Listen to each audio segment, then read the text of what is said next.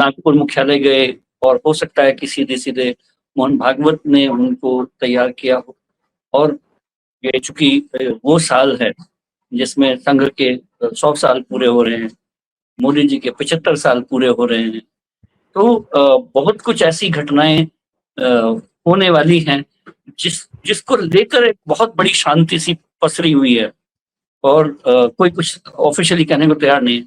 तो जैसे आपने शुरुआत की कि संजय जोशी तो नहीं, आज से 15 दिन पहले भी आपने जब मुझसे सवाल किया था तब मैंने भी इन बातों को नकारा था कि ऐसा संभव नहीं है।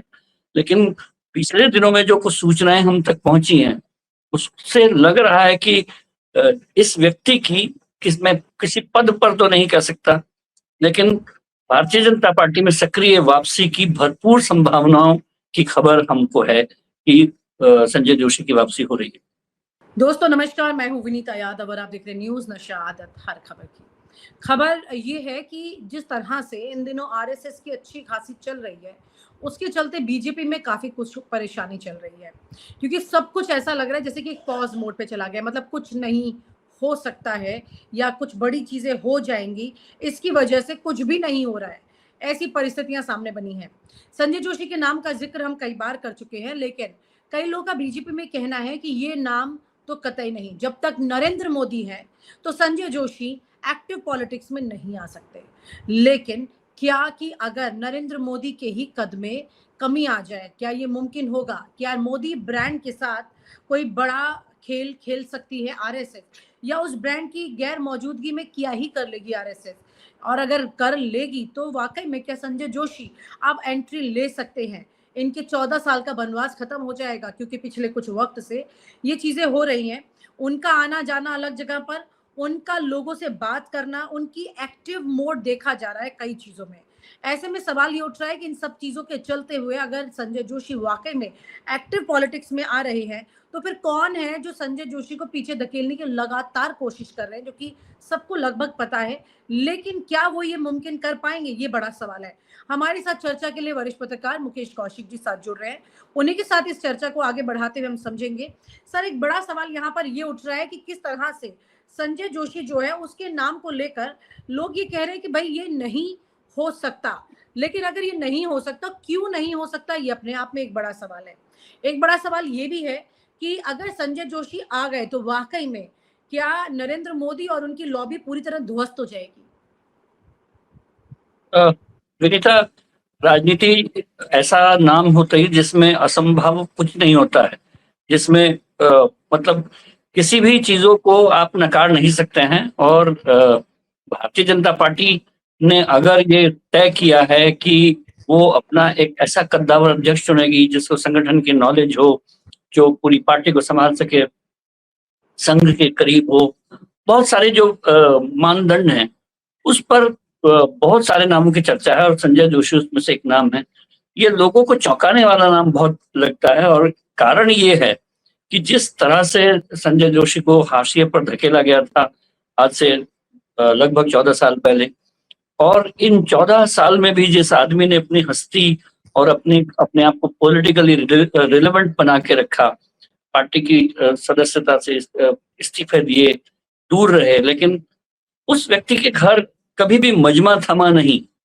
तो कहीं ना कहीं कुछ ना कुछ उस किरदार में है ऐसा कि उस पेड़ को आप थोड़ा सा खुरच के देखिए तो हरियाली नजर आती है उसमें से, यानी कि उसमें से शाखाएं निकल सकती हैं। वो अभी राजनीतिक रूप से जिसका अवसान हो जाता है, ये गोविंदाचार्य जैसा नाम नहीं बने संजय जोशी कभी भी।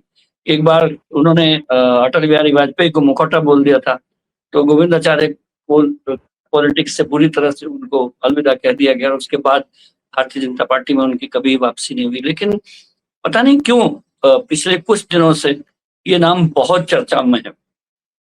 नरेंद्र मोदी जब अभी नागपुर गए तो इन चर्चाओं को बहुत फ्यूल मिला है, बहुत ईंधन पानी मिला है।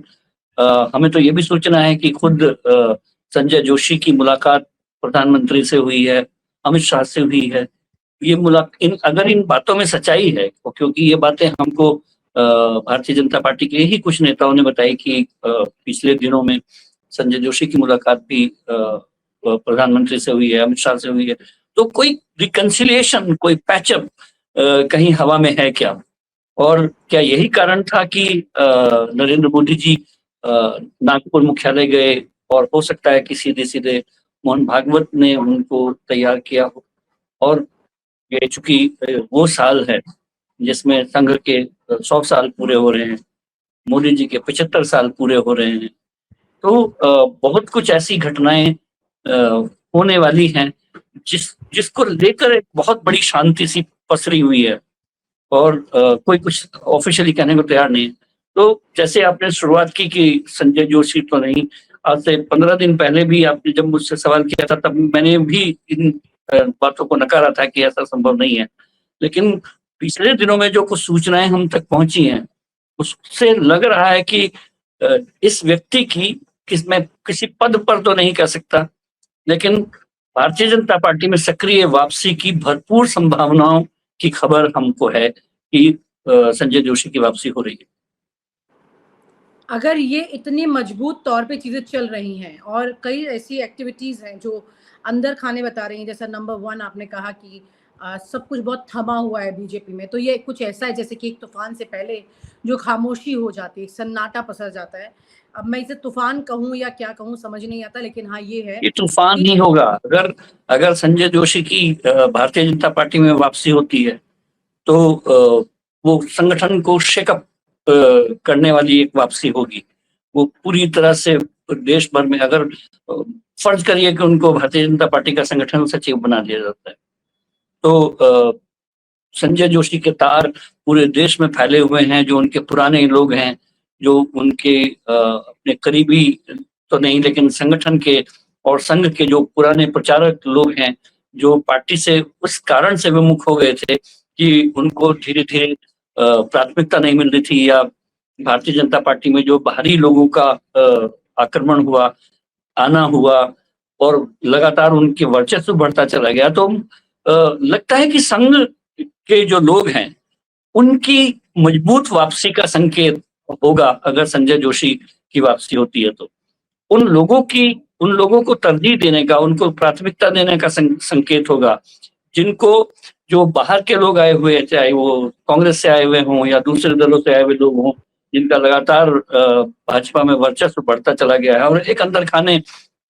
पार्टी के अंदर एक असंतोष तो है ही कि जो 30 साल या 40 साल अपने संघ को, भारतीय जनता पार्टी को अपना लहू देने वाले लोग की अनदेखी हो रही है, और पैराशूट लीडर्स की को तरजीह मिल रही है, वो मंत्री बनते चले जा रहे हैं। ये असंतोष भारतीय जनता पार्टी में भी है और संघ में तो है ही, क्योंकि संघ तो लगातार इस बात की वकालत करता है कि हम लोग जब तक इस संगठन में हैं तब तक उनको कुछ नहीं चाहिए, लेकिन जब वो भारतीय जनता पार्टी में शिफ्ट होते हैं तो उस जगह पर उनको अपनी अपनी प्रायोरिटी संघ के लोगों को मिलनी चाहिए। वो जब नहीं मिलती दिखती है तब संघ में संतोष पड़ता है, और संजय जोशी अगर किसी भी रूप में वापस आते हैं तो ऐसे एलिमेंट्स को प्राथमिकता मिलेगी जो अपने आप को नेग्लेक्टेड महसूस कर रहे हैं। ये बिल्कुल ठीक बात है, और ऐसे में संजय जोशी के आने से जो पुराने पन्ने हैं वो तो खुलेंगे ही। नरेंद्र मोदी और अमित शाह जो हैं उनका भी इसमें चिंता होना लाजमी है, क्योंकि उनकी पूरी लॉबी हिल जाएगी, उनकी ताकत पूरी कट शॉर्ट हो जाएगी। लेकिन यहाँ पर ये जो मैंने शुरू में कहा कि जब तक नरेंद्र मोदी हैं तब तक संजय जोशी नहीं, ऐसा लोग कहते हैं। जो लोग संजय जोशी की बात को आगे नहीं बढ़ाना चाहते हैं वो ऐसा कहते हैं। तो ऐसा क्या नरेंद्र मोदी पूरा फैसला कर रहे हैं कि जब तक नरेंद्र मोदी हैं तब तक संजय जोशी नहीं? बहुत पुरानी बात आप मुझे याद मत दिलाइए, क्योंकि मुंबई अधिवेशन होना था भारतीय जनता पार्टी का, जब चीफ मिनिस्टर हुआ करते थे नरेंद्र मोदी। तो उदयपुर में कुछ लोग ठहरे हुए थे और वहां पर मैसेज आया कि नरेंद्र मोदी इस सम्मेलन में नहीं आएंगे। गुजरात के मुख्यमंत्री हैं, लेकिन उनका संदेश आया कि वो नहीं आएंगे। और नहीं, क्यों नहीं आएंगे? कि जब तक संजय जोशी उस जगह पर हैं तब तक वो अधिवेशन में नहीं आएंगे।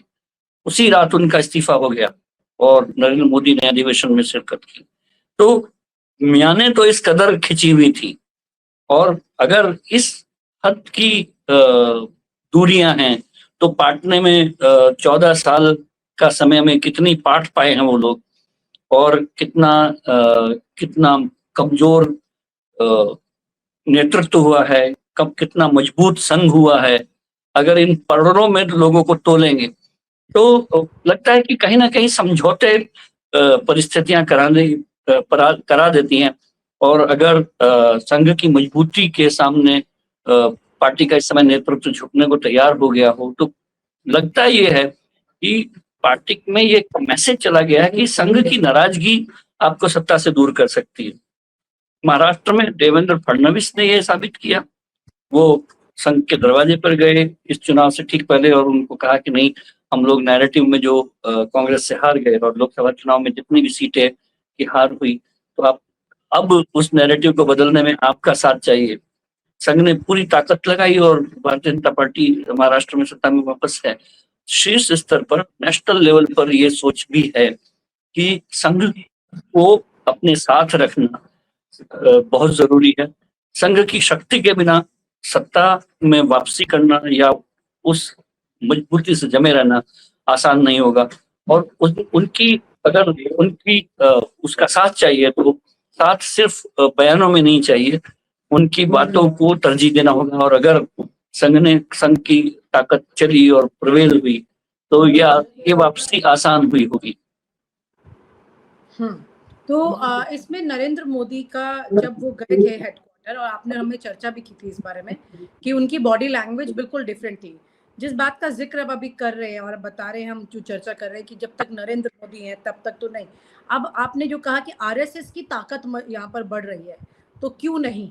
तो यहाँ पर सवाल ये कि आरएसएस की उस ताकत के आगे मोदी जो है वो अब नतमस्तक हो चुके हैं ना। मतलब वो जो एक अलग पावर सेंटर बनाने की कोशिश हो रही थी वो नहीं हो पाया। आरएसएस और बीजेपी एक साथ ही हो गई है, मतलब फाइनली।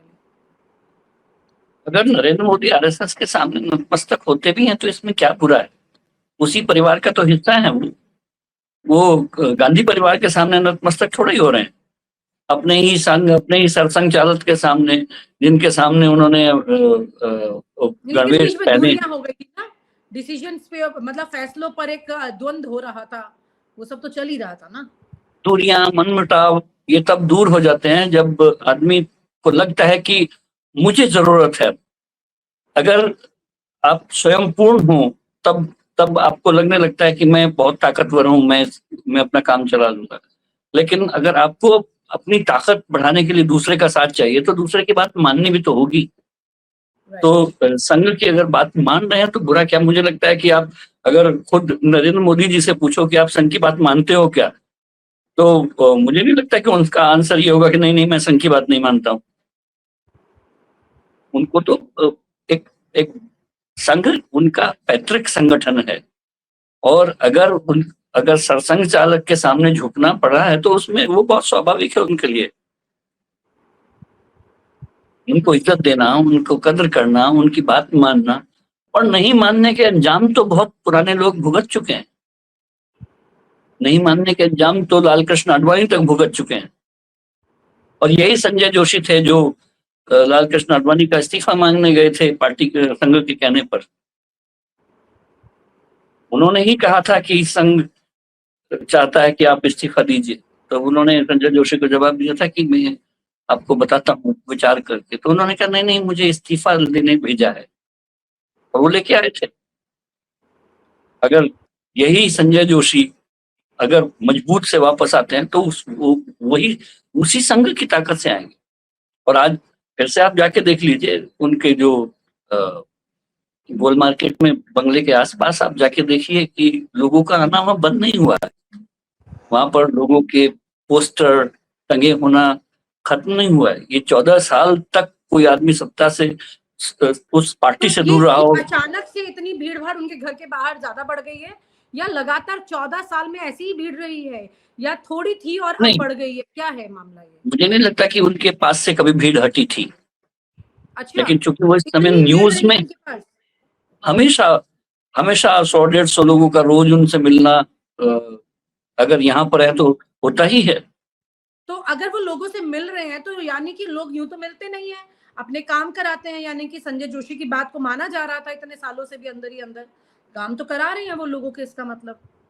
व्यक्ति के रूप में या जो उनके ताल्लुकात हैं, चाहे वो ब्यूरोक्रेसी में हो या पार्टी में हो या संगठन में हो, वो ताल्लुकात मरे थोड़े ही थे, और उन्होंने उनको बहुत पुख्ता ढंग से जिंदा रखा। ये उस व्यक्ति की खासियत है। कुछ लोग हैं जो सरेंडर कर देते हैं, उन्होंने नहीं किया होगा।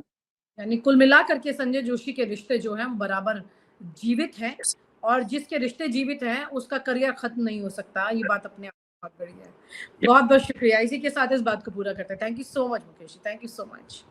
और आप हमसे जुड़े रहने के लिए सब्सक्राइब करें YouTube पर, फॉलो करें Twitter पर और लाइक करें Facebook पर। और ज्यादा जानकारी के लिए आपको टाइप करना होगा सिर्फ न्यूज़ नशा।